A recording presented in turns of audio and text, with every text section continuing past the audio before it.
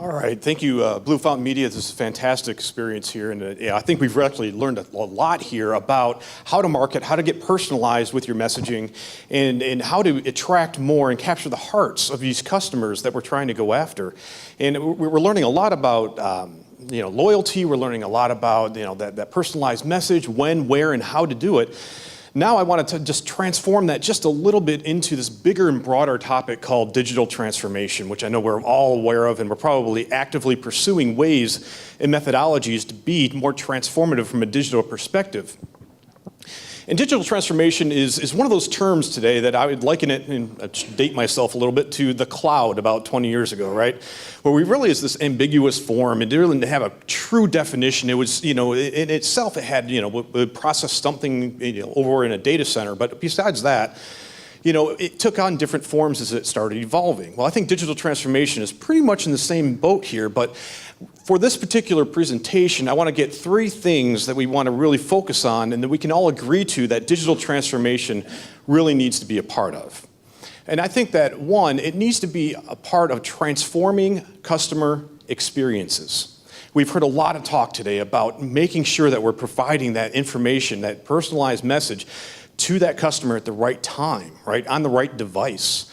Transforming that customer experience is critical to that. The next is opening up new markets or even expanding markets that you're already in that you haven't been able to do before. Digital transformation should be able to apply that methodology to your new markets or expanding markets. And last, provide operational efficiency, right? So all of these, really at the end of the day, these business objectives that we want digital transformation to do is really increase your bottom line. Right? We want to do things that are going to increase our bottom line. Digital transformation is not an exception on that.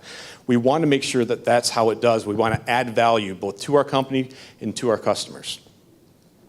So to better understand where all of you are on the digital maturity scale, we went out and sanctioned Loudhouse Group, which is a polling group, to find out where are you on this whole digital transformation scale and this maturity model. Right?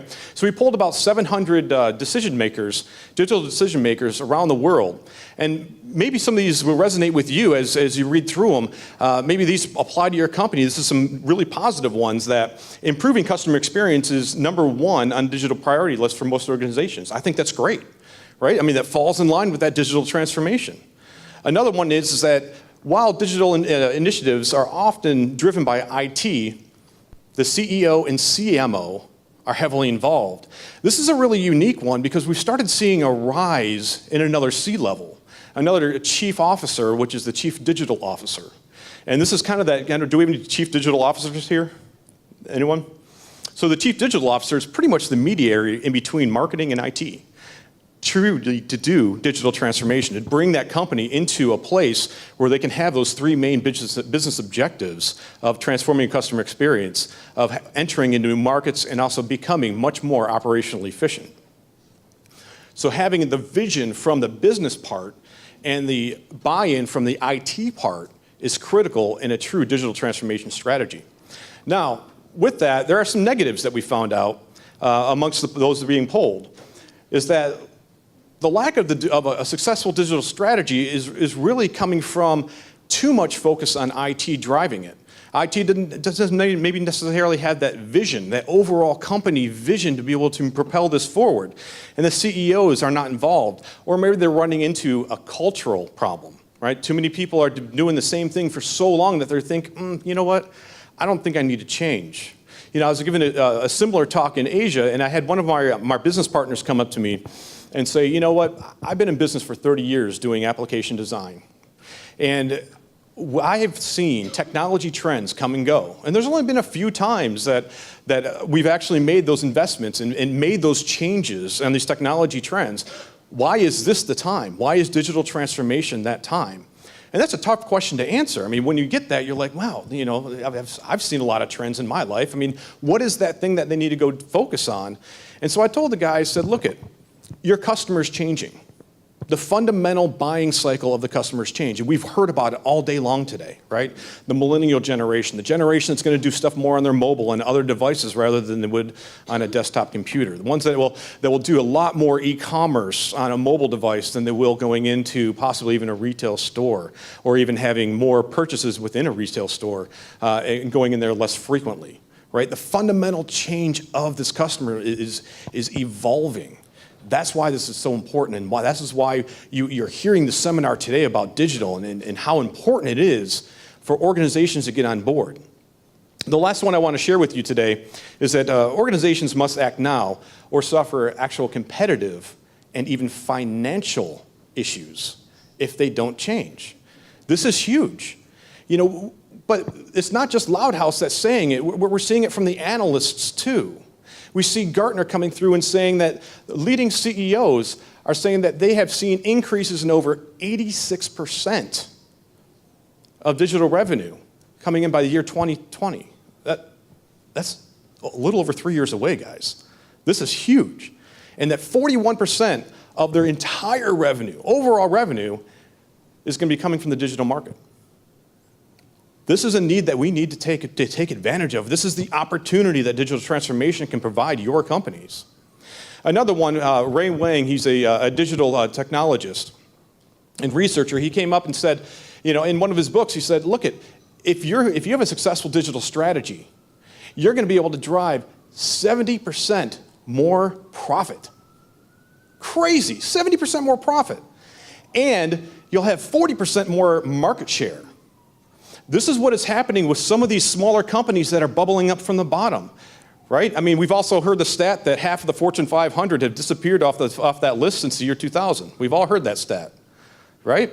This is exactly why. You have the smaller companies that understand digital transformation, that understand how to market digitally better, that understand personalization and understand how to get that message out.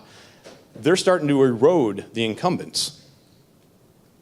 Now, with all of that said, that's a lot of information, and you guys have been a fantastic audience listening to all this stuff. Let's try and personalize it to you. What does it mean to you in your business? All right, so I want to go through a couple of use cases here that maybe you can identify to. Maybe that you can identify and say, yeah, that kind of sounds like me, right? We all have websites. We all have mobile experiences. And if we don't, we have another discussion to have. But we all have websites and mobile experiences, and it's pretty easy to manage a few of these things. It's not that hard. But what happens when we scale? What happens when we go multinational? What happens when we go global? How do we get that, again, personalized message into your web experience? How do you act global but think local?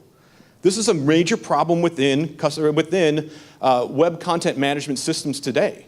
They can't do it. They can't have that personalization and global nature at the same time. Or what about this one?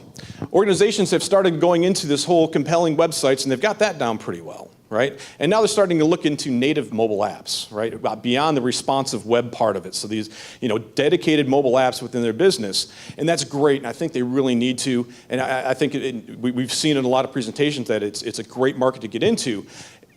But as you've heard today, that's evolving too into what we call omni-channel experience, omni-channel devices. How are we going to be able to manage from a company standpoint? We can do web. We're struggling on mobile, but I think we can do it. Now, what do we do with IoT? What do we do with smart appliances? Well, there's new LG TVs that come out with the LCD on the front. How are we going to market to that? How are we going to market to wearables, right? Now we start looking at all the different vendors that we have to have a relationship with and all the different content platforms that we have to manage to be able to get our personalized content out to that specific device in a way that's actually going to convert. The last one I want to go over here is the customer experience. We do a great job of tracking what has our site done for me today, what has our mobile experience done for me today, and where am I at? We have a lot of great statistics coming on, but I think it needs to get broader than that, right? Because now we need to have one analytics engine that's going to span the customer journey. We talked about that before. We do research on mobile devices. We go to our desktop. We do research on there. We might walk into a retail store and make the final purchase. Right? So what does that customer journey look like in your corporation? How do we know when the engagement points are going to be in your corporation? And more importantly, how do we know how to affect those conversion rates and make them grow? How do we know which content will be most relevant during that conversion cycle? Those are the type of analytics that we need to figure out. Those are the kind of analytics that we need to bring together from a broader base than web and mobile. We need to bring those analytics from all over the different marketing engines and on automation processes that we have so that we can identify key points in our customer journey and then identify those key points of being conversions and then what content based on persona, based on device, based on fill in the blank, will have a best result and will increase my conversion rate the most. Now, as we go through that and say, that would be great, that all sounds real fantastic, but we still have some major issues to get to that point, right? So if we deconstruct that ideal back into its basic components, there's really 4 issues that we see remaining. We've got an overall business problem that starts taking a look at our customer experience and saying, look, it needs to be optimized. Right? A lot of businesses today have a poor customer experience. We need to optimize it. That's why we have companies like Blue Fountain Media to kind of help out and to transform your company to be able to not have this poor customer experience. The next is a technology challenge, right? Today, our technology groups are in silos. They're doing things that necessarily aren't part of the whole digital transformation strategy. Right? Or how many of us have created web content? I'm a marketeer. I type out web content all day long. I give it to my IT guy to have him publish onto the web. Right? Why do we do that? They're not optimized for marketing to be able to go take advantage of. They're done in silos. And just like the marketing challenge here, we have a rework and duplication of content effort. And then what about the business impact? We saw it from the Gartner report. We saw it from the Ray Wang report. We're starting to erode our brand image. The time is now to act. So if we take a look at those different silos, we say business and marketing, we take a look, and these are the decisions that we have to make every day, right? We've probably made some within the last week. Do we go global or do we have agility? Right? Do we focus on consumers or customers, or do we focus on employees? Do we have data, or do we have content? And I'm trying to tell you here today that you can have both, and it's not unreachable. There are platforms out there today that actually provide you with the ability to scale on both.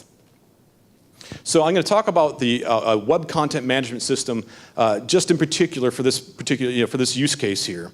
So if we take a look at a typical web content management system, we know they're hard to scale globally. We all know that. We know that they're not really meant for development operations. They're difficult to operate. They're difficult to manage from a dev perspective. From a marketing perspective, we have some inhibitors too. Like I talked about before, I can type web content all day long. I need to give it to a developer in order to post onto the web. All right? So what I want to introduce to you today is Digital Factory. And this is a platform that you can get and receive from Blue Fountain Media that will provide you with the ability to go beyond what traditional web content management systems have done. Digital Factory is a digital automated process that allows us to centralize IT, right? So now we can have a cloud platform that we have based on, that we have now centralized in one location, that provides us with the ability to easily create content. The way that this has been developed, that we have a marketplace that IT goes and develops IT templates and widgets and whatnot, and then marketing can go manage the entire website. How is that great for marketing? But think about the speed that you can actually do that with. You can start enabling fast promotions that only live for a couple of weeks, that we don't have to have months of development time to go do.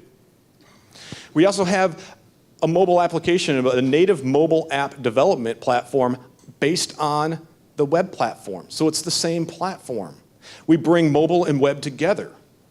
No, you don't have to have separate vendors to go do this. You can have the hybrid, or you can have a native mobile app. And now, because we're on one platform, we can take a look at that entire customer journey, as I talked about before with the analytics. Now we can span across both customer journey, conversion points, increasing conversion points. We have algorithms that will allow you to predict and prescript marketing efforts to increase your conversions. We can start automating business decisions.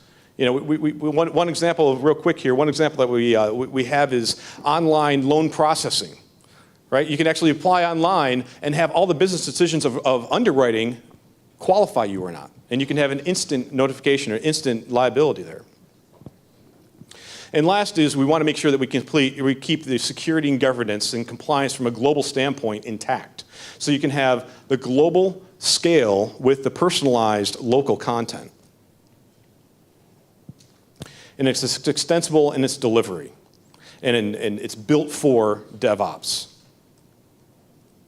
So as we kind of sum up here, the Digital Factory really provides us with the building block, the foundation to build not only mobile, not only web, but what comes back, what comes in the future, IoT, smart appliances going forward.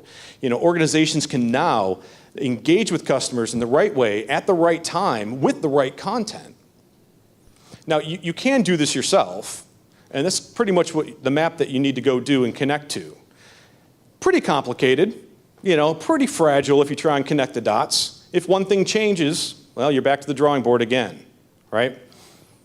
So in order to capture your customers' hearts and minds, you need to engage them in an omni-channel experience. It goes well beyond web and mobile. It goes to everything, every device that they have. It goes to an end-to-end customer journey, identifying that entire journey and where are the conversion points so you can impact that. And it also needs to support new, upcoming, and existing technology on one platform. And that's where we get to Digital Factory. All right, thank you very much, guys. I know I ran just a smidge over.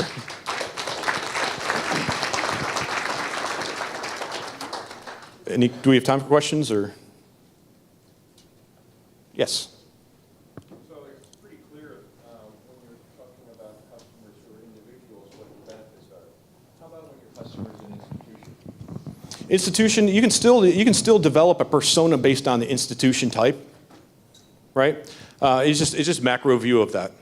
I think that is still, you can be able to have a personalized message to specific institutions, and you can qualify them in a persona of saying that this institution has these qualities to it. That make sense?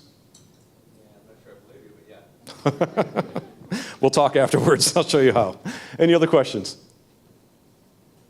All right, guys, appreciate your time.